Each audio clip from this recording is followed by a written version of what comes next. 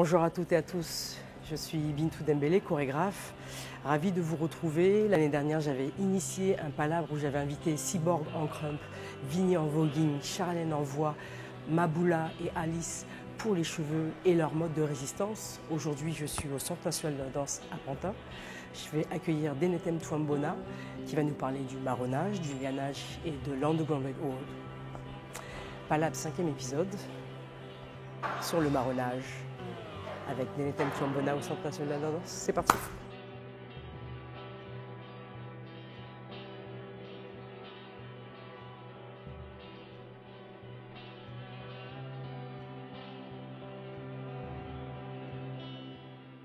Alors, je suis contente d'avoir un temps de discussion avec toi. Je trouvais intéressant de voir le parallèle entre toi qui a été pris de l'écriture, de développer une pensée, et moi qui ai plutôt été à l'endroit d'une autre prise d'espace, l'espace public, la rue, des espaces comme le Trocadéro, les halles, pour que nos danses, nos cultures en fait, puissent s'exprimer. Et que toi, ça a été l'endroit de l'écrit. Est-ce que tu peux nous dire d'où tu parles, en fait? Est-ce que tu peux te présenter à nous? Oui, comment dire? D'où je ne sais pas très bien, puisque j'ai pas d'ancrage. Bien sûr, j'ai grandi à Paris et un petit peu en banlieue parisienne. Mais j'étais une grande partie de ma vie un peu paumé, un peu somnambule, un peu zombie. Parce que justement, comme beaucoup d'enfants de parents venus d'ailleurs, qu'ils soient métis ou noirs, enfin c'est un peu pareil. On essaie, enfin, quand on grandit dans des milieux qui sont majoritairement blancs, enfin moi ça a été mon cas à Paris. J'étais pas dans la cité, là dans le texte je parle par exemple à la maternelle, j'étais le seul noir donc c'est aussi la découverte de son altérité, de sa différence, le fait qu'on se découvre noir dans les yeux de ses camarades. Et Tarzan, c'est ce qui condense tout ça en fait. Parce que moi, ma génération en tout cas, en plus je m'appelle Twambona, donc Bwana et Bona, ça j'ai eu le droit toute ma scolarité. Donc c'est pour ça qu'il y a un côté un peu presque traumatisant, non c'est pas presque, c'est un peu traumatisant pour moi en rapport avec Tarzan. Parce que Cheetah, enfin il y a en plein, j'ai souvent Ça me rappelle Maboula Soumaoro. Oui, Quand ouais. elle dit Maboula, Bamboula, il y a un truc ça, vraiment, voilà. il y a un trauma qui est déjà à cet endroit-là, c'est-à-dire que comme on kidnappe le prénom et on en fait autre chose, alors qu'en soi, il a une généalogie qui est puissante en fait. Voilà, mais après, tous les enfants s'amusent avec les noms des uns et des autres, mais c'est vrai que nous, c'était lié à une question de race, comme d'autres, ils peuvent être aussi homosexuels, ça va être d'autres biais, mais voilà, l'enfance, ça paraît anodin, mais en fait, c'est le genre de petits événements, surtout à la maternelle, qui marquent. Ouais. Et après, moi, comme beaucoup d'enfants, tout le reste de mon enfance, de ma jeunesse, j'ai plutôt essayé d'être un Français. Je m'en foutais d'être Français. Je voulais juste être invisible, en fait. Qu'on arrête de me voir comme différent. Donc, il m'a fallu beaucoup de temps pour, justement, pour... Prends la parole. Oui, puis pour m'intéresser, pour me réconcilier avec ma part d'Afrique. Parce que c'est pas que j'étais en guerre par rapport à ma part d'Afrique, mais ma part noire. Mais c'est que je l'occultais en fait. Et puis c'est vrai qu'après on a chacun nos histoires, mais des fois on a des histoires qui peuvent être compliquées. Le rapport à l'Afrique peut être douloureux, quoi. C'est pas forcément, c'est pas toujours paradisiaque. Donc et ce qui m'a donné l'occasion de cette réconciliation, de commencer ce cheminement vers cette part oubliée, occultée de moi-même, cette part maudite, ça a été les nègres marrons en fait. C'est quand mais j'avais déjà début trentaine. Tardivement. Tardivement, très tardivement. Et puis c'est vrai qu'à mon époque, en tout cas, il n'y avait pas de mouvement décolonial, il n'y avait même pas de mouvement postcolonial, enfin quand j'étais jeune. Non, mais même comme tu parlais de notre éducation, même à l'école, il n'y avait rien qui nous ramenait pour en penser, avoir une autre image en fait. Mais oui, on avait plutôt des images dégradantes. Enfin, j'imagine que toi aussi, quand il parlait d'esclavage, tout ça, moi je refermais les écoutilles parce que je ne pouvais pas me reconnaître dans cette espèce de matière noire, suppliciée, violée, dont le seul rôle, c'était un peu le rôle de victime expiatoire, quoi. C'était soit des statistiques, soit des gravures, où on voyait des fouets, et donc dans ces moments-là, on se dit, mais comme on ne parle jamais de révolte, de résistance, mais on dit, mais ce n'est pas des hommes, pourquoi ils ne se révoltaient pas? Et c'est là qu'on a une chose en commun, c'est de se dire que notre regard, il a beaucoup plus été une projection fantasmée des États-Unis. Donc moi, ça a été le hip-hop états-unien. Et c'est bien plus tard, effectivement, que j'ai commencé à me poser la question de comment nous, on le traverse avec le contexte sociopolitique français. Mais ça a été très tard, en fait. Donc, effectivement, comment de rien avoir, que ce soit en livre ou en objet filmique, ou vraiment de se situer, en fait, dans qu'est-ce que c'est que d'être des Afro-descendants en France. La projection, elle est fantasmée sur ces États-Unis. Oui, avec les États-Unis, ouais. Il y avait des films comme Roots, avec Kunta Kinte. Non, Starsky Hutch, c'est quand même pas terrible. Après, oui, en fait, il y a forcément de se dire, Michael Jackson avec ses clips. Michael Jackson, voilà c'était... et j'avoue que moi, en fait, ce qui m'a vraiment touché, ça a été bien plus tardivement, ça a été cette histoire de Nègre Marron, en fait. Ouais. C'était d'apprendre, parce que des amis m'avaient montré un entretien qu'ils avaient fait avec Daniel Maximin, l'écrivain guadeloupéen, qui parlait des différentes formes de résistance à l'esclavage, que ce soit le suicide, entre guillemets suicide, parce que ça n'a pas le sens d'un suicide, ça a le sens d'un retour dans la terre des ancêtres, que ce soit même l'infanticide, qui est brillamment... qui est brillamment peint en fait par je pense en Toni fait Morrison.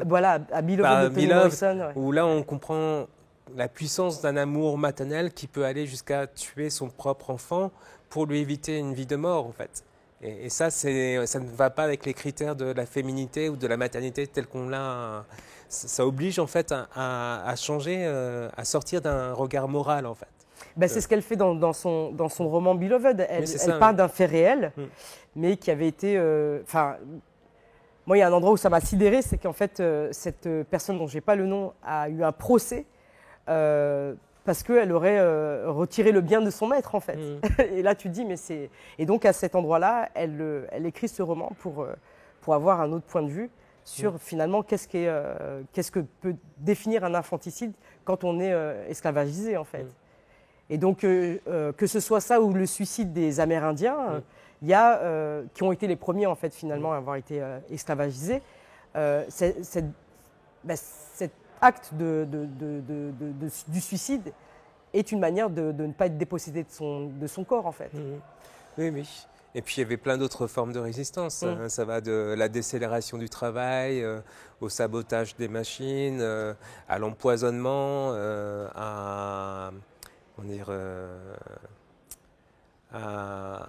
au culte aussi qu'on va développer clandestinement.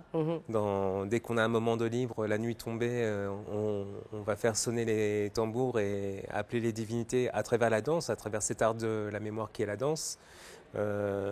Ça peut être aussi même le jardin. Quand on a un lopin de terre qui sera parfois accordé en fait pour qu'ils soient à l'origine de leur propre subsistance, parfois le maître donnait en fait une portion de terre, ou alors des esclaves réussissaient à avoir une petite portion de terre clandestinement. Et là, en fait, dans l'organisation même du jardin nègre, ce qu'on appelle le jardin nègre, il y avait une jardin nègre ou jardin créole. Ouais, après créole, je pense pas qu'à l'époque il disait. Aujourd'hui on dit jardin créole, mais à l'époque c'était plus jardin nègre. Et oui, il y a une autre époque on disait jardin ouvrier.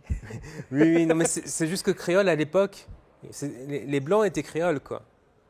Donc ça définissait pas tellement une couleur, ça définissait surtout le fait qu'on soit né sur place. C'est-à-dire le nègre créole, c'est celui qui a été élevé sur place, qui est né sur place.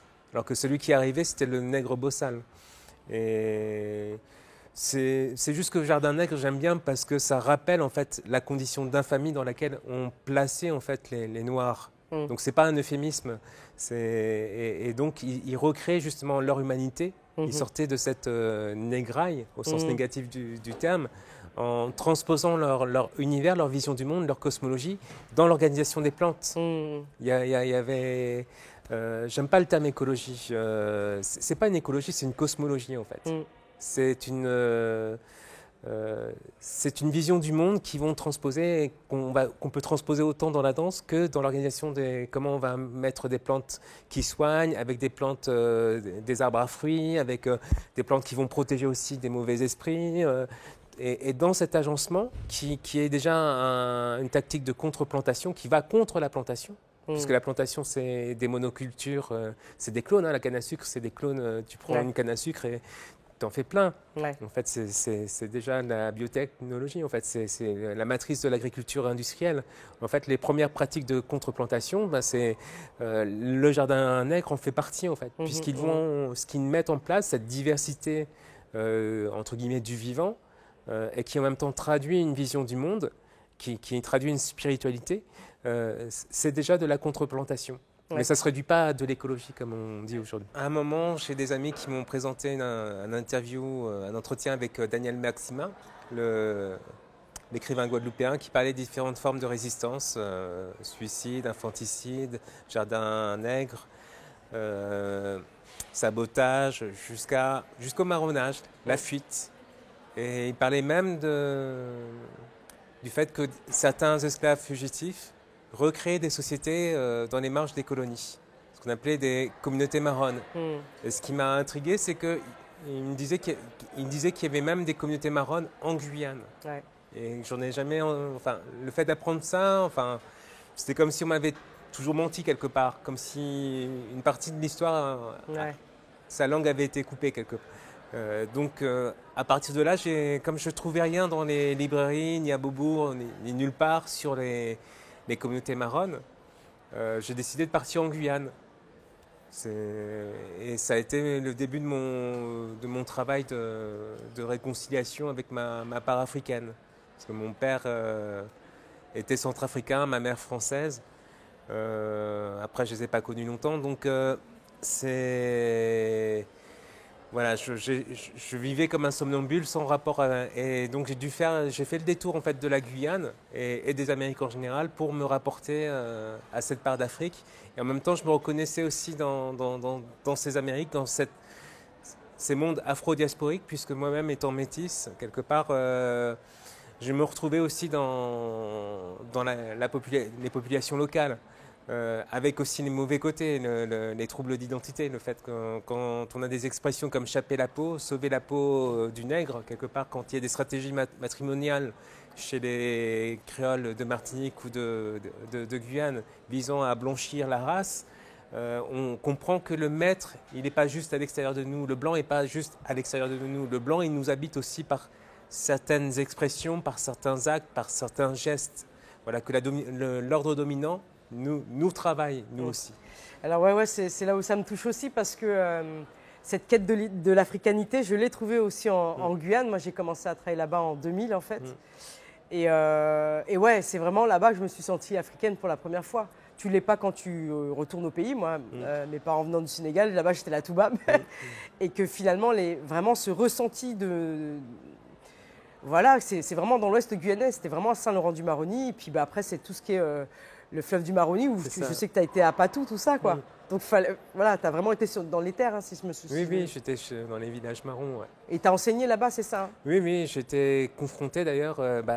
C'est là aussi la complexité de ces questions-là, en fait. Parce que j'étais confronté aussi à des gestes, à des paroles, à des attitudes de la part de créoles, soit de Guyane, soit de Martinique ou de Guadeloupe, qui, pour moi, reproduisait en fait le dénigrement, enfin la domination blanche. Parce qu'eux, ils étaient malheureusement portés en eux en fait ce système.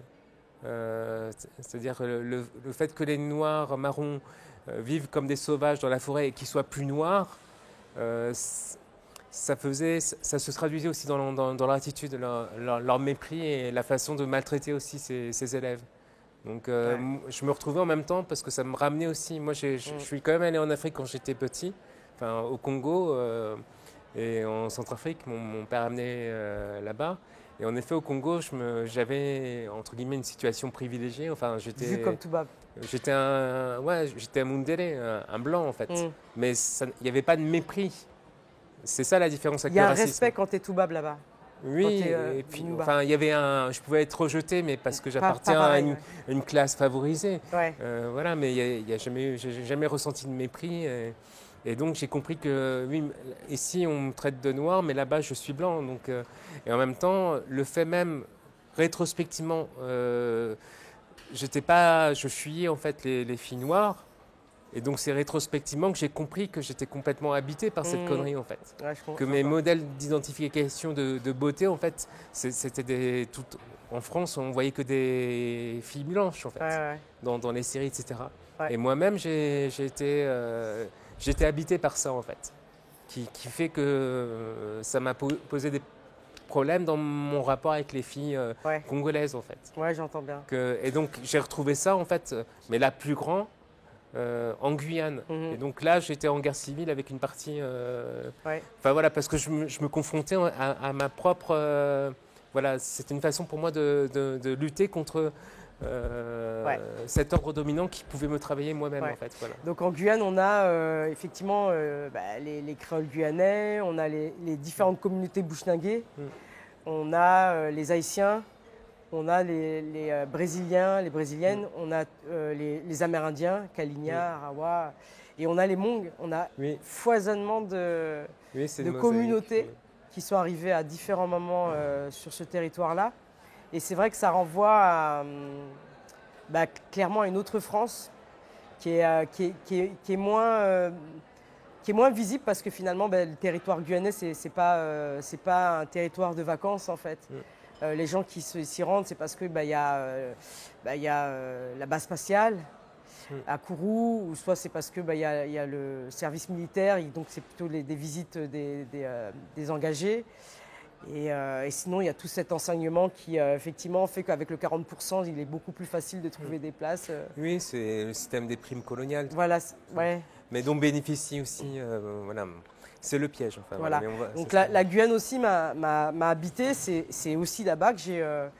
Donc c'était pas l'idée c'est vraiment l'idée de côtoyer, en tout cas de découvrir les communautés bushnangées. Mais l'idée du marronnage, elle m'est pas venue d'emblée en fait. C'est vraiment cette puissance de voir les bushnangés, donc autant au Suriname, donc Guyane hollandaise que la Guyane française. Dans leur quotidien, de pouvoir prendre cet espace-là et de pouvoir vraiment lier la tradition avec quelque chose de très puissant, encore présent, et leur manière de prendre l'espace, concrètement pour moi.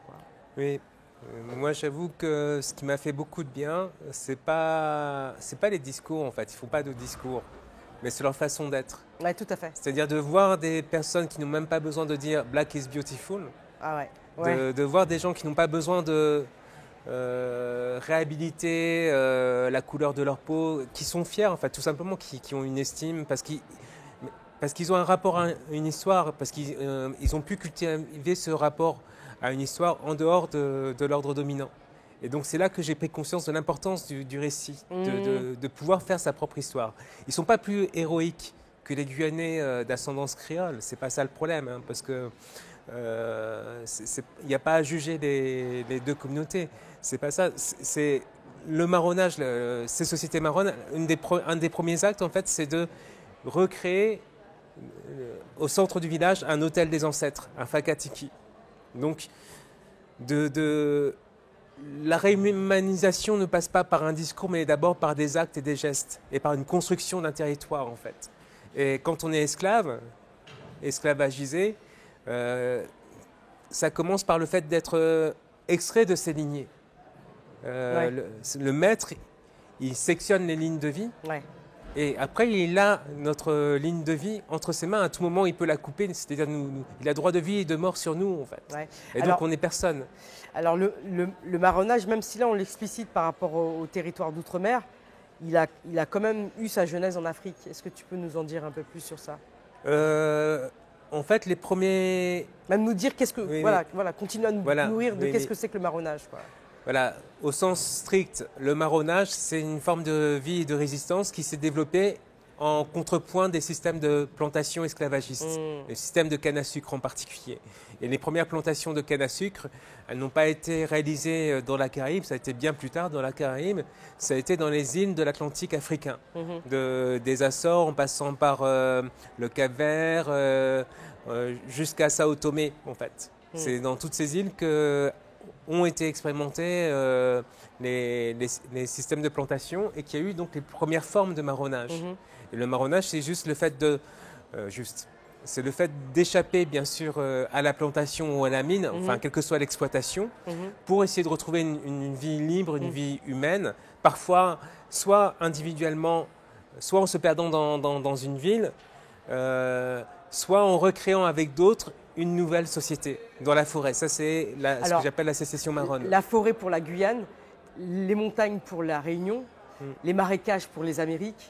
C'est trouver des espaces refuges finalement. Oui, des espaces de disparition en fait. Et en même temps, on recrée un rapport de force. C'est-à-dire qu'au fur et à mesure que leur communauté grandit, ils vont pouvoir en fait mener des razzias contre les plantations. Et c'est parce que justement ils mènent trop de razzias, c'est des débuts de presque de mouvement de libération en fait, qu'à chaque fois les autorités coloniales, que ce soit en Jamaïque, que ce soit au Brésil, que ce soit au Suriname, en Colombie, etc., vont passer des traités avec les communautés marronnes pour qu'elles arrêtent de faire de la prédation et de mettre en danger en fait les plantations. Donc elles vont leur verser un tribut en armes, en outils, en textiles, en un tas de biens en fait. Et en échange de quoi les communautés marronnes sont censées ramener les fugitifs, ce qu'elles ne vont pas faire systématiquement. Parfois elles vont le faire, mais c'est une façon par exemple en Guyane ou au Suriname, ils ne l'ont pas trop fait, mais en Jamaïque ils l'ont fait beaucoup plus. Ça dépend on ne peut pas les juger non plus parce que ça dépend des rapports de force. Bien sûr. Mais ça permet d'avoir une autre lecture en fait de l'histoire. Et alors, à cet endroit-là, toi, tu n'es pas historien, mais tu amènes à célébrer en fait finalement ce mode de résistance et c'est l'essence même de ton écriture et de ta pensée. Oui, en tout cas, ça m'a permis de comprendre autrement, d'avoir une vision créatrice de ce qu'on appelle la fuite, en fait. Ce que j'appelle la fugue. La fugue, oui. Justement, de penser ça comme des variations mineures, parce que la fuite, elle commence dans l'esquive. Ouais. Quand on fait 8 mètres et qu'on fait quelque chose de complètement différent par derrière, c'est déjà une fuite. La capoeira, c'est de l'esquive. Hein. Donc, la capoeira, le moringué à La Réunion, oui, le damier. Oui. Toutes ces... Quand on vous demande de faire de la contredanse, du menuet ou du quadrille, et que vous en faites un autre usage et que ça donne le guoka ou le belay ou le maloya, enfin, etc. Ou bien le boula gel pour ce qui serait pour moi la jeunesse du beatbox. Tout ça, c'est entre des polyphonies rythmiques. Moi, je pense le marronnage comme un processus en fait. Je réduis pas ça à ceux qui sont partis en fait. Donc c'est un processus de mettre en variation les cadres de pensée, les cadres, les lieux, les outils du maître en fait. Tout ça on transforme et c'est de la subversion en fait. Et ce sont ces subversions qui vont permettre en fait des choses plus grandes comme la révolution d'Haïti. Mais sans marronnage, c'est pas possible. D'ailleurs, ce qui préfigure la révolution haïtienne, c'est mener des entreprises comme celle de Macandal qui, pendant des décennies, va semer la terreur de façon clandestine, en fait. Donc, alors, tu as écrit un livre, Fugitif ou Courtu, qui a été publié aux presses universitaires de France. Je ne sais plus en quelle année, est-ce que tu peux nous 2016. dire un petit peu, tu peux nous dire justement de quelle manière tu as pensé ce livre? C'est un ensemble de textes que j'avais déjà écrits entre 2003 et 2007, mais à l'époque ça n'avait pas d'écho, parce que c'est assez loin de la façon de voir. À l'époque le décolonial n'existait pas, on parlait juste de postcolonial, mais même par rapport au postcolonial c'est assez atypique, parce que moi ma particularité c'est que je me réfère souvent, pour moi on ne fuit pas, on ne se révolte pas comme ça en fait. On se révolte à partir d'une vision du monde, à partir de spiritualité, de cosmologie. Et le meilleur témoignage de ces visions du monde, ce sont justement les cultes afro-diasporiques, comme le candomblé, le vaudou, la santaya, le palo monte, et les danses et musiques qui vont avec, en fait. Et donc, on ne peut pas faire de l'histoire juste à partir des sources écrites, puisque les archives sont d'abord celles du maître, écrites du point de vue de l'armurier, enfin de l'armateur, pardon, du planteur, du gouverneur. C'est ça les archives écrites. Mais si on veut avoir des témoignages de ce qui s'est passé, il faut voir, y compris dans leur présent, ces cultes. Parce que dans le présent même, que ce soit les orishas ou dans les gestes et chants qui sont déployés, il y a une mémoire vivante des temps de la traite, de l'esclavage et des luttes. Donc tout mon travail, à chaque fois, je puise dedans pour écrire l'histoire et pour développer aussi des conceptions. Parce qu'il ne s'agit pas juste de valoriser certaines figures héroïques, il s'agit aussi d'essayer de penser véritablement à partir de ces expériences et parfois avec des concepts issus de ces expériences, comme le concept de lianage. Voilà, c'est un exemple. Alors, de cette expérience de la Guyane, il y a quand même eu des espaces où tu as pu écrire. Il y a Africulture, la revue Africulture. Il y a quelques textes qui paraissent sur le blog Terrestre. Oui. Est-ce que tu peux nous dire justement, j'ai l'impression qu'il y a, il y a quand même une singularité pour rendre visible ce type d'initiative et que Africulture est quand même encore quelque chose qui, bon, c'est une revue universitaire. Non, elle n'est pas universitaire. Ouais. Elle est générale, enfin c'est une revue. Non, moi c'est plus le fanzine qui m'a semblé être beaucoup plus donner une actualité plus accessible, mais que l'Africulture, la revue, elle était quand même beaucoup écrite par des universitaires, il y avait quand même une adresse qui était très universitaire. Mais peut-être que tu peux nous en parler, de dire quels ont été les espaces qui finalement t'ont permis toi de tout ce travail-là, de montrer un petit peu… Oui, il y a eu Africulture, et puis c'est vrai, après j'ai fait pas mal de revues, mais ça ne va pas dire grand-chose aux gens, c'est des revues plus philo. Oui, pour moi c'est plus la difficulté d'accès en fait. Finalement pour moi ça a été… si tu veux, tes écrits sont arrivés tardivement, ils sont arrivés par la revue Africulture. Mais moi personnellement en tant qu'artiste et chorégraphe, ça a été très compliqué d'avoir… ces thématiques-là vulgarisées en fait. Si tu ne te déplaces pas dans un domaine de recherche ou donc universitaire ou autre, tu n'as pas accès à ce fait colonial en fait. Et donc c'est en ça où pour moi il était presque devenu une enquête d'avoir à pouvoir trouver ce fait colonial-là et le vulgariser, tu vois. Donc à l'époque c'était le groupe Achak, tu vois ce que je veux dire, c'est des beaux livres, c'est une autre adresse, c'est d'autres contenus. Mais vraiment spécifiquement fait par des personnes comme toi, c'était plutôt Africulture. Et après, c'était tout le travail que tu as fait en collaboration avec l'Institut du Tout le Monde. Et donc les rendez-vous que vous aviez à la Maison de la Poésie. Mais sinon, c'est vrai que c'est pas abordable comme ça, tel quel, quoi. Ça devient déjà plus spécifique, plus pointu. Tu vois ce que je veux dire ? Oui. Après, la difficulté, c'est que moi, ma formation, au départ, c'est la philosophie, en fait. Donc, c'est vrai que ça, moi, tout à fait. en fait, voilà, ma formation principale, c'est la philo, même si j'ai fait aussi de l'anthropologie et d'autres choses. Et donc, moi, en fait, j'avais l'ambition, même si je ne le déclare pas, en fait, de développer une forme philosophique, en fait. C'est de la philosophie, ce que je fais. Même si… Pour la plupart des gens qui sont dans la philosophie, parfois y compris des Noirs, je suis plutôt quelqu'un de farfelu. Parce que j'ai une écriture poétique, j'ai une écriture, je peux même, un de mes textes, il a une forme théâtrale de dialogue, mais pour moi, on ne peut pas décoloniser en gardant, y compris, ce n'est pas juste des formes, ça c'est une façon occidentale de penser. Des gens comme Felwine Sarr qui n'arrêtent pas d'appeler à penser autrement, mais qui, dans leur façon même d'écrire, sont complètement dans une façon, pour moi, qui est très académique. On ne peut pas décoloniser, c'est aussi dans les formes, dans la façon dont on écrit. Et enfin, moi, c'est mon point de vue. Donc, et c'est vrai que quand on voit la sagesse, la philosophie, les pensées, comment ça se traduit dans nos mondes, c'est toujours des paroles poétiques. C'est pas des paroles universitaires occidentales, quoi. Donc il faut réhabiliter la puissance de pensée de ces formes. Et cette pensée, elle passe aussi par la danse. Donc la danse, tout comme la sculpture, tout comme le conte, etc., ce sont des formes de pensée incarnées qui se déploient. Moi, en tout cas, personnellement, c'est vraiment là où j'ai eu à cœur de te rencontrer et d'essayer de trouver du lien, du coup, pour le coup, entre ma démarche de danseuse et d'avoir la nécessité, un endroit de redonner du sens en fait, parce que finalement on a été trop imprégné de cette culture états-unienne et on n'était pas suffisamment à questionner notre contexte ici, et que finalement cette question du fait colonial et surtout là à l'endroit des résistances, le marronnage a été quelque chose qui m'a été précieux.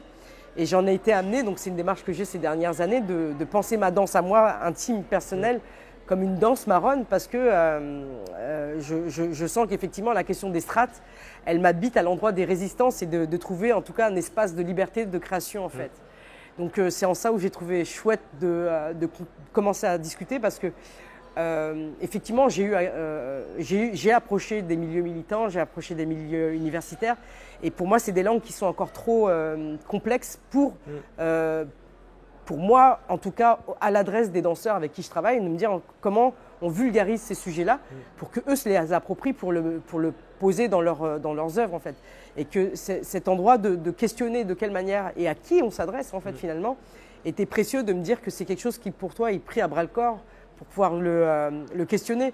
Et que je trouve encore... C'est pour ça que je voulais parler de la Guyane et de ce que tu as fait avec Africulture, tout ça, parce que je me rends compte que finalement, là, en ce moment, tu as beaucoup aussi de sollicitations au Brésil. Donc là, tu as sorti un livre, Cosmopolitique du refuge, qui est écrit en brésilien, et ça montre à quel endroit il est encore très difficile de pouvoir...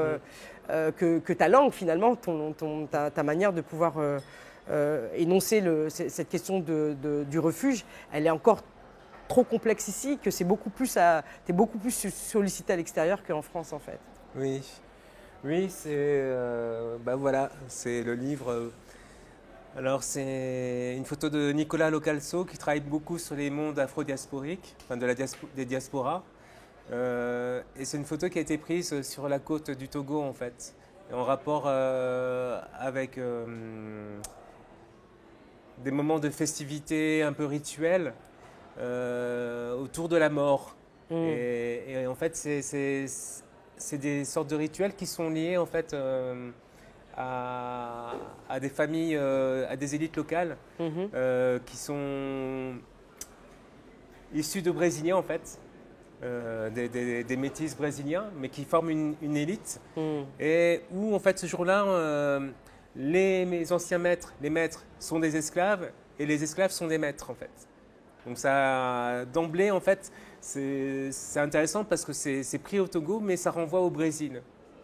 Puisque les familles qui sont à l'origine de ces sortes de festivités rituelles sont au départ afro-brésiliennes, mélangées. Voilà, donc, Et alors du coup, il est sorti quand le livre? Tu peux nous en dire plus? L'année dernière, en fait, il est sorti l'année dernière, parce que je suis intervenu à la nuit des idées de Rio. C'était l'année dernière où je suis intervenu avec une Maeji Santo. C'est une mère de saint. Ce sont les prêtresses dans la religion afro-brésilienne du candomblé. Et donc des gens ont plutôt apprécié mon intervention. Et une traductrice m'a contacté après pour traduire mes textes et en faire un recueil. Et donc elle a trouvé une maison d'édition, Culture et Barbarie en français, qui s'appelle. Et c'est vrai que dans le contexte de Bolsonaro, où en fait la violence vis-à-vis des Amérindiens et des Afro-Brésiliens est extrême, il faut savoir qu'on parle beaucoup des États-Unis. Ça aussi, parfois, ça devrait nous questionner en fait. Parce que Black Lives Matter, oui, mais toutes les vies noires n'ont pas le même prix. C'est pas du tout pour minorer ce qui se passe aux États-Unis, mais il faut quand même, statistiquement, il y a 7 fois plus de Noirs tués en fait au Brésil qu'aux États-Unis. Et que moi, à l'époque où j'y étais, peu de temps avant, ils avaient tiré depuis un hélicoptère avec une Kalachnikov sur une favela à côté d'une école, en tuant aussi des enfants. Et ça, on n'en parle pas en fait. Comme là, ils ont achevé, récemment, il y a eu une descente de police militaire dans une des favelas de Rio, qui sont des villes, c'est des quartiers. Quand on dit favela, et ils ont achevé même devant parfois des caméras, en fait, des jeunes adolescents, en fait. Donc, même ça, aux États-Unis, on ne le verrait pas à ce point-là, ce degré de violence. Et là, il y a un côté le degré de violence de Marielle Franco, en fait, finalement, qui est une élue, ça va très loin. Oui, elle a été tuée avec son garde du corps. Bon, mais Ça, c'est la surface émergée. Mais en permanence, en fait, c'est une violence extrême. Et les Amérindiens, c'est terrible aussi parce que c'est en forêt. Puis ça passe pas forcément par des mitraillettes. La première mesure de Bolsonaro, ça a été d'interdire les médecins cubains, qui étaient quasiment les plus grosses troupes de médecins en Amazonie, c'était les Cubains. Il les a renvoyés. Voilà. Et donc, pour revenir à ton travail, là, tu as, depuis quelques années, tu es en train de mettre en place une exposition qui s'appelle Cosmopoétique du refuge, avec différentes des étapes. Donc, il y a la sagesse des lianes, il y a spectrographie. C'est ça, ouais. Alors, tu es au centre de Vassivière, en fait, au plateau des Mille Vaches.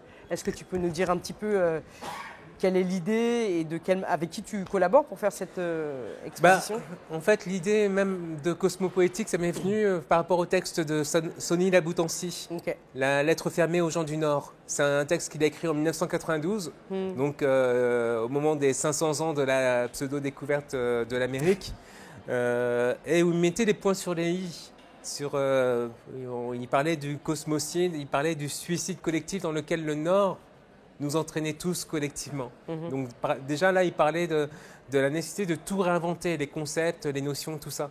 Et quelque part, pour moi, la notion de cosmopoétique vise à répondre à cet appel de Sony Laboutancy. Et je ne suis pas le seul, hein, c'est juste que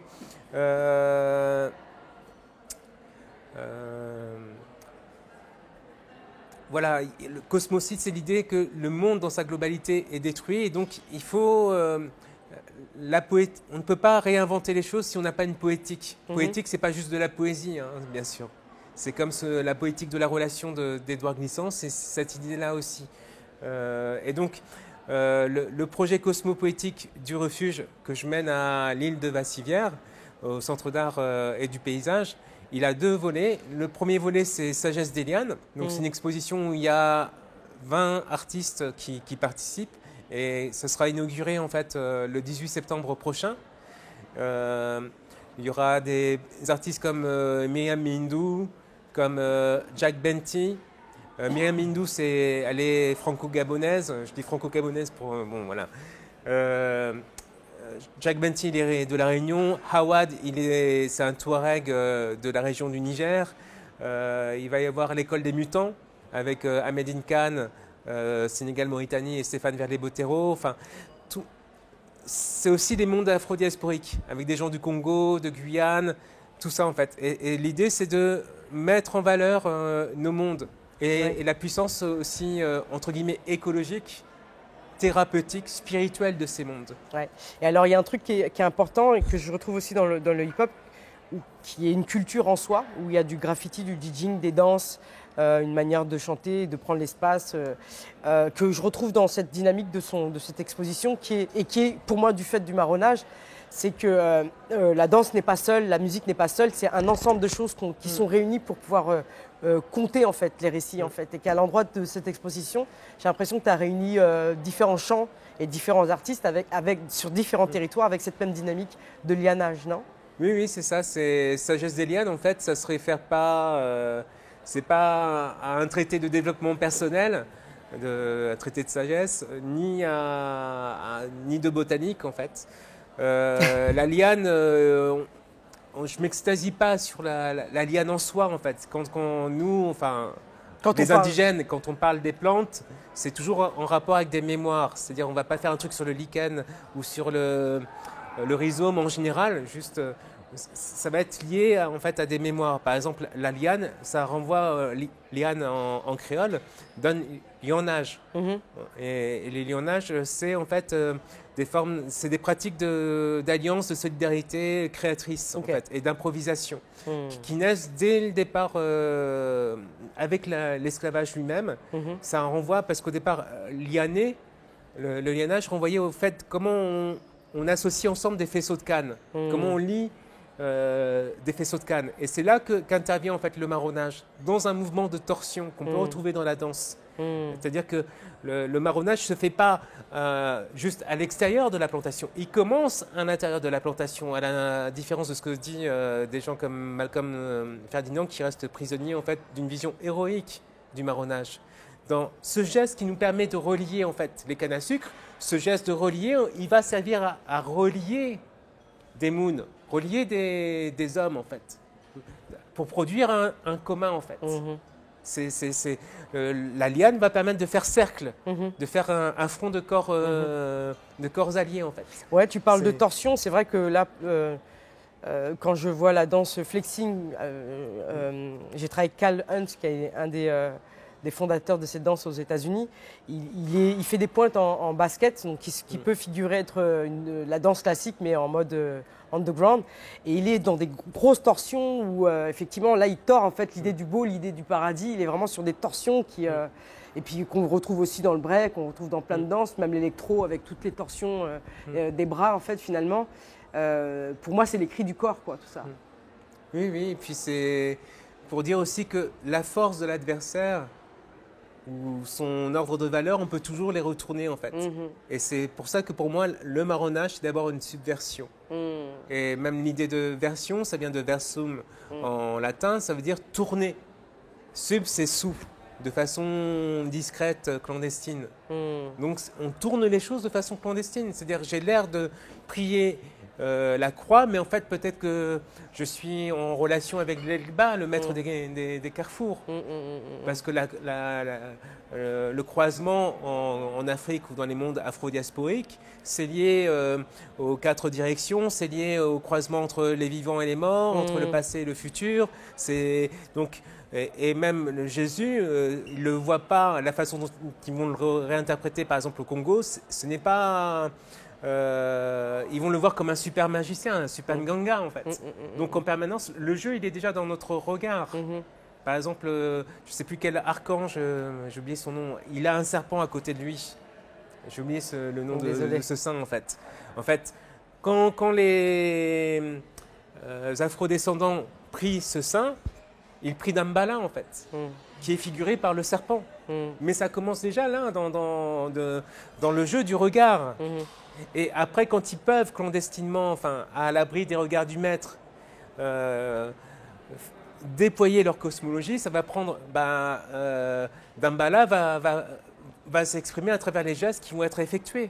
Parce qu'à chaque musique, à chaque orisha, à chaque loa, à chaque divinité correspondent des rythmes, correspondent des danses, des gestes. Par exemple, si on prend Oya, la déesse du vent, son rythme va être très rapide et virevoltant en fait. Autant le rythme que la danse. Ouais. Alors il y a un autre truc qui est précieux que j'aimerais aborder avec toi, et avant ça je voulais montrer un extrait de la série The Underground Railroad de Barry Jenkins, qui est sorti récemment sur les réseaux sociaux. Et c'est comme ça que je t'ai connu en fait à la Maison de la Poésie. En fait, tu lisais un texte justement de l'Underground Railroad, et puis je voulais en parler avec toi.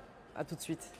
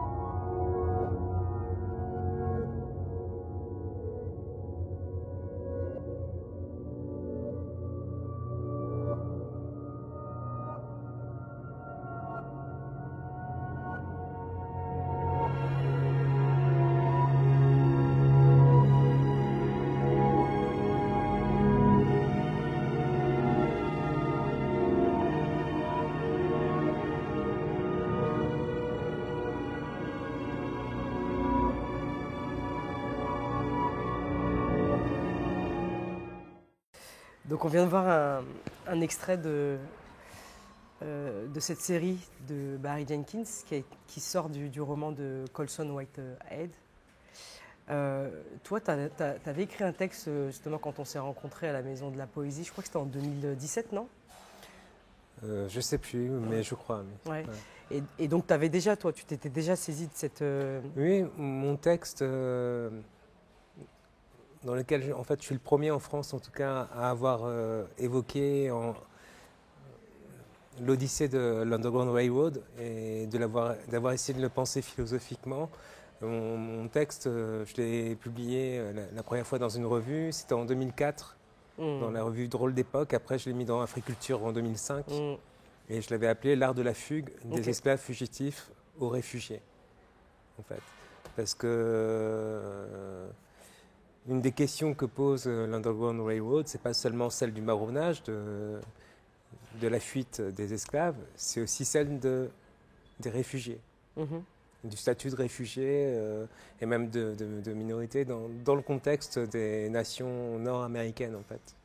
Puisque ce qui est intéressant dans cette histoire de Underground Railroad, avant d'expliquer ce que c'est précisément, c'est que la figure du nègre marron, de l'esclave fugitif, se croise avec celle du réfugié contemporain. Et l'une et l'autre s'éclairent réciproquement.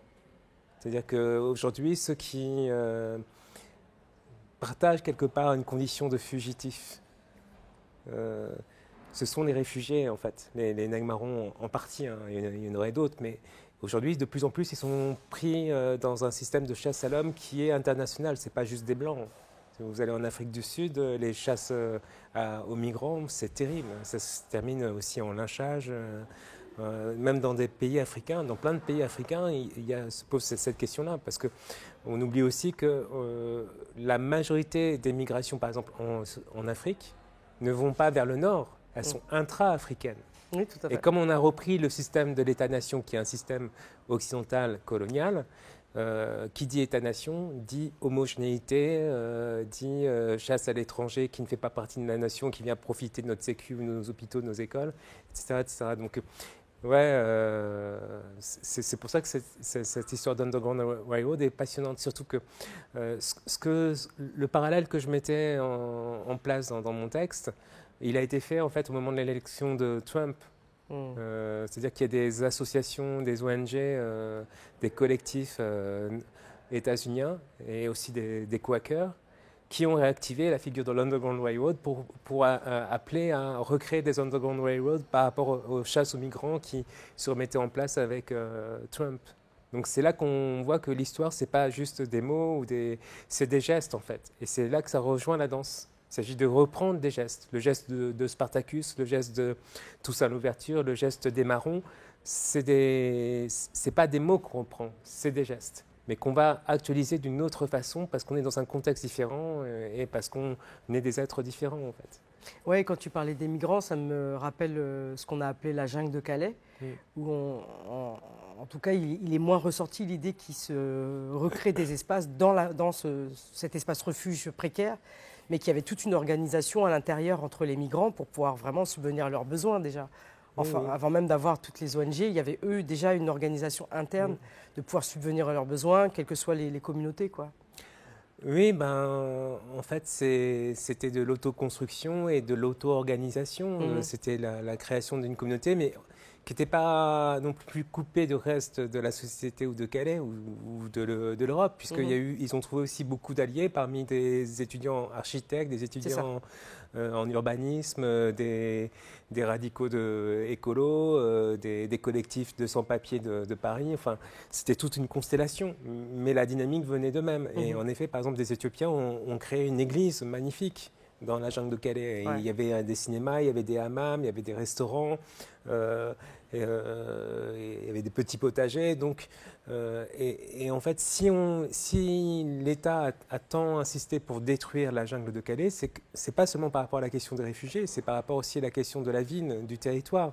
Parce qu'on est dans des villes, on est de plus en plus dépossédé en fait de la possibilité de participer à la construction de notre ville, d'être impliqué dedans. Ce sont plutôt des promoteurs ou de grands fonds de pension qui rachètent des immeubles entiers. Enfin bon, c'est la smart city quoi, pour aller vite. Et là, on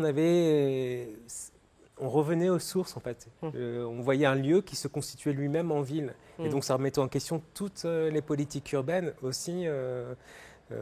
Pour moi, il y avait quelque chose de pluriversel. C'était pas... Et c'est pour ça que beaucoup de jeunes, de partout, enfin pas que des jeunes, venaient en fait de la jungle parce que c'est là qu'il y avait de l'humain, en fait, de l'humanité, qu'il y avait de l'universel, entre guillemets, pluriel.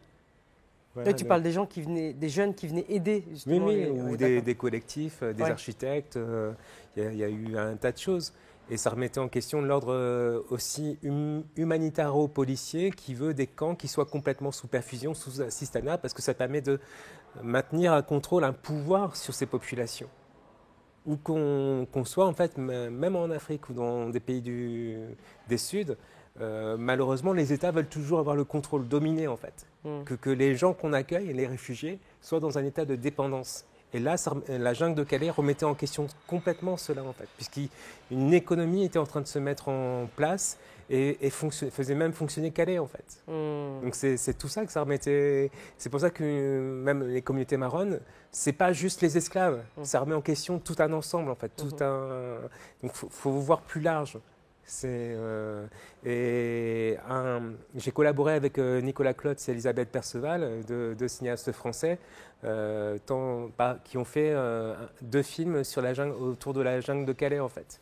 Et un de leurs films, ils l'ont intitulé justement Fugitif ou courtu. Il est accessible sur Arte en fait, parce que justement ils ont ils ont vu un peu cette jungle, ces trajectoires de réfugiés, d'exilés, à travers le prisme du marronnage. Et je crois qu'il y a la fuite d'un danseur justement sur une plage. Oui, il y a Bidi de la Valette, Bidi Fondo de la Valette, qui danse. Qui vient du Burkina Faso, je crois. Ouais. Et je crois qu'il est plutôt Congo, hein, mais bon, il faut vérifier. Je sais pas. En tout cas, je trouve ça puissant. On a traversé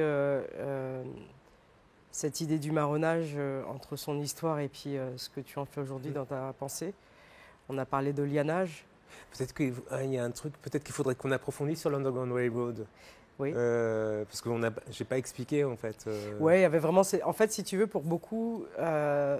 Alors, ce que préfigure la série, on pourrait penser qu'il y a vraiment existé un train souterrain qui aurait permis la fugue des esclavagisés. Alors qu'effectivement, il y a vraiment l'idée d'une odyssée, comme tu disais tout à l'heure. Oui, si on se fie à la série, il y a des risques de confusion en fait, parce que Colson Whitehead, l'écrivain dont est inspiré, qui a écrit justement Underground Railroad, le roman, son roman c'est une allégorie de l'Amérique contemporaine. Mais bien sûr, il va puiser dans des éléments d'histoire qui sont vrais, de l'histoire américaine et notamment de la libération des mouvements abolitionnistes et de libération des États-Unis. Mais c'est une sorte de, comment dire, une sorte d'uchronie, enfin de version parallèle de l'histoire. Il y a pas mal, c'est pas mal à la mode actuellement. Mais en fait, dans les faits, il n'y avait pas de train réel. L'Underground Railroad, c'est une subversion. C'est-à-dire c'est la production d'une version, comme subversion, souterraine, clandestine de l'histoire, à travers le détournement d'un langage, le langage ferroviaire. Donc on va chiffrer tout un réseau d'organisations à travers le langage, le modèle ferroviaire. Et on va chiffrer aussi parfois des itinéraires de fuite, ou des appels à l'évasion, ou des conseils, des incitations à prendre la fuite, etc. On va chiffrer ça à travers le langage biblique des Negro Spirituals. Voilà, mais l'Underground Railroad, c'est le plus vaste réseau d'évasion d'esclaves qu'il y ait jamais eu dans les Amériques, qui va du delta du Mississippi, de la Louisiane, de la Floride, tout ça, jusqu'à l'Illinois, Chicago, Détroit, jusqu'au Canada même. Ouais. Et justement, ceux qui réussissent, après je vais détailler, à parvenir jusqu'au Canada, ils vont se constituer en communauté des réfugiés du chemin de fer clandestin. Et ça passe aussi à travers tout un réseau de correspondance, dans tous les sens du terme, c'est-à-dire de lettres, de journaux, de slave narratives, de tribunes, donc toute une action militante, civique dans les États du Nord et au Canada. Des réfugiés et des abolitionnistes noirs et blancs vont prendre la parole, vont faire des manifestations. Il va même y avoir des tentatives de libération armée, hein, avec des gens comme John Brown, un radical blanc qui va attaquer une armurerie dans le Kentucky. Et ça va dérailler, j'entre pas dans les détails, mais pour dire qu'il déjà il y avait des radicalités, quoi.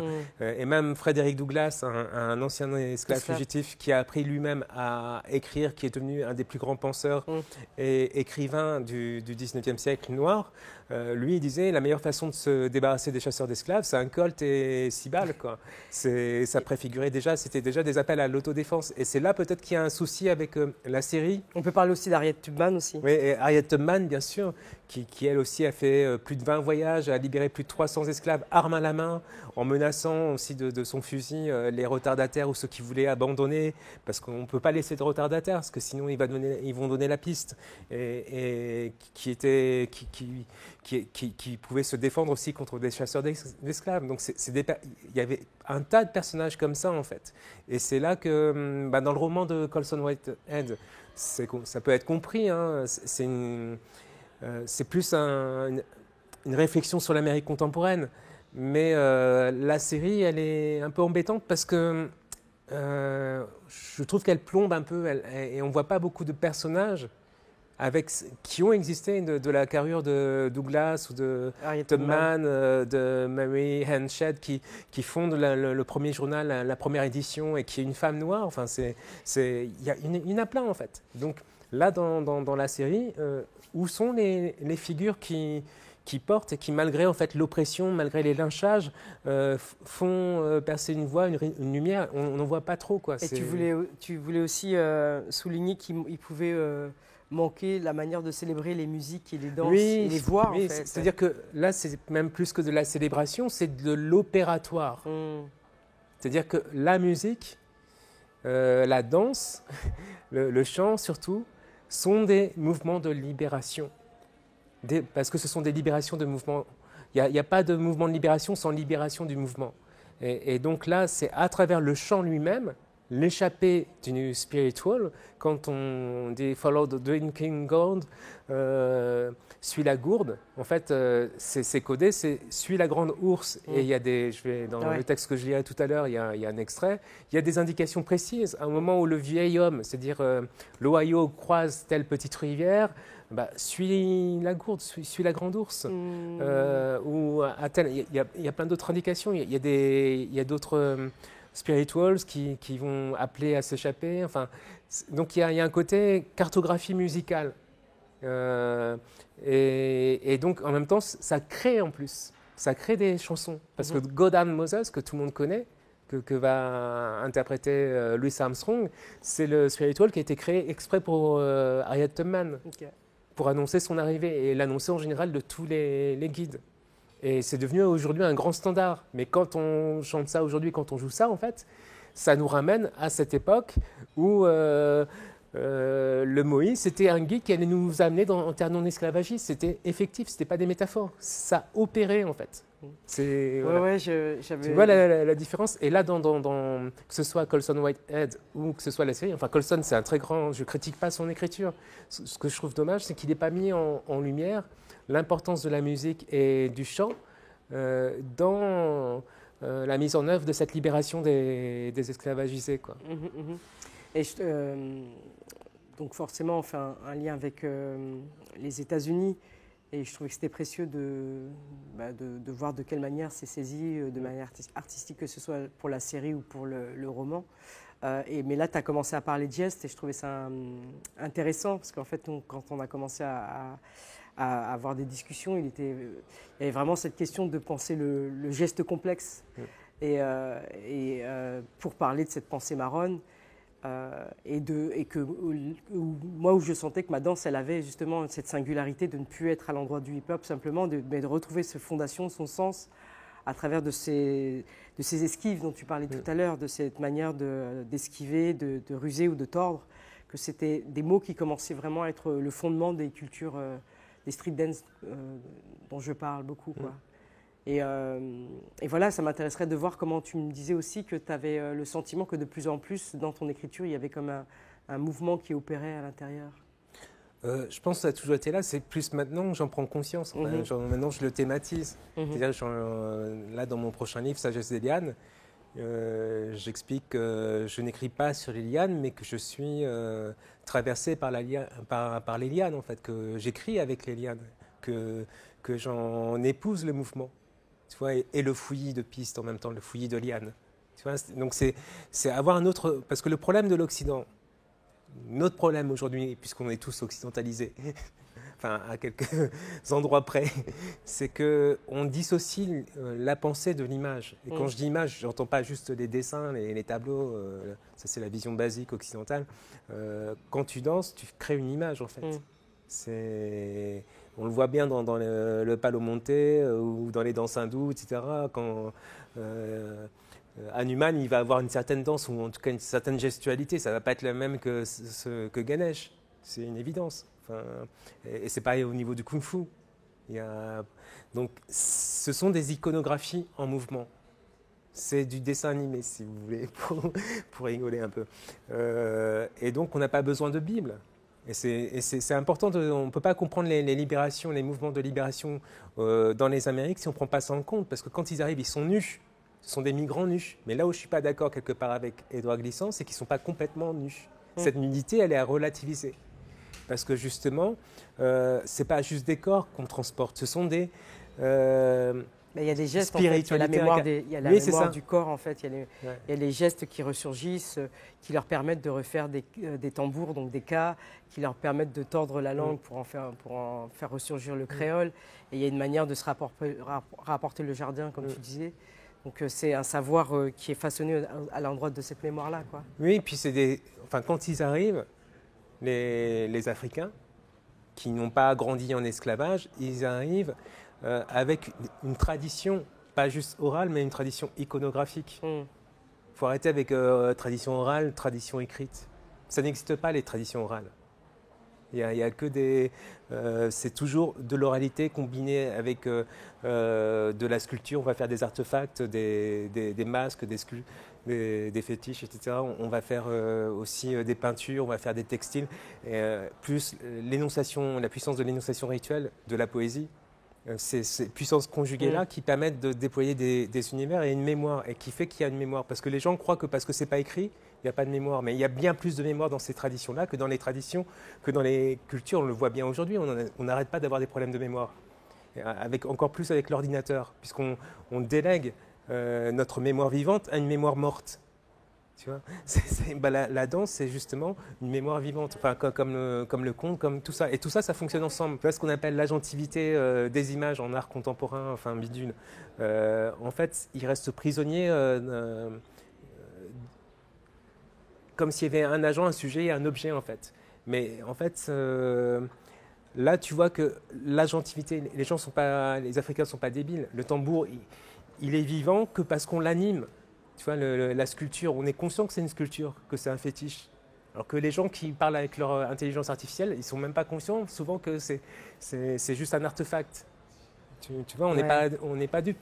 Et donc, c'est ce mélange entre l'artefact, entre la danse, entre l'énonciation rituelle qui crée l'univers et qui crée la mémoire et sa perpétuation, en fait. Et c'est ça qui explique que tu vas pouvoir retrouver en fait, des dieux africains à Haïti, au Brésil, à Cuba, etc. En fait. Ok. C'est... Et donc tu nous parlais de ton dernier ouvrage, La sagesse d'Eliane, qui va sortir, c'est ça, en septembre, là Là, fin août, ouais, normalement, si tout se passe bien, après peut-être septembre, mais enfin, ça va sortir au plus tard en octobre, grand maximum. Ok. Et donc voilà, en fait, sur ton actualité, il y a donc cette exposition qui va être au centre de Vassivière, au plateau des Mille Vaches. Il va y avoir la sortie de ce livre. Et puis, au plaisir de te voir justement nous parler un peu plus de cette idée du marronnage, du lianage et puis de l'Underground Red Wall. En tout cas, je te remercie, Denetem. Merci, un grand merci à toi, Bintou, parce que tu fais partie de ceux qui m'ont fait prendre conscience de justement l'importance de la danse. C'est plus que de la danse, en fait. La danse, c'est... En fait, c'est le geste primordial, en fait. C'est le geste porté à incandescence. C'est la poésie, comme dit Paul Valéry. C'est la poésie créatrice du vivant. Enfin, je ne sais plus comment il le dit, de l'action du vivant, en fait. C'est ça, la danse. C'est revenir au geste dans sa pure... Dans son essence, même. Ouais. Ben, merci à toi. En fait... Ben voilà, en fait, moi, ce palabre, il est précieux aussi parce que ça donne du sens à ce geste qui n'est pas tout le temps compris. Et donc, c'était important pour moi de commencer à établir ce qui serait une langue, en fait, qui serait propre à toute cette jeunesse, en fait. Voilà, ben, je tenais à remercier nos partenaires, les ateliers Médicis, le fonds Francis Curgian, Rualité, Inuit Circle. Voilà, merci et à bientôt.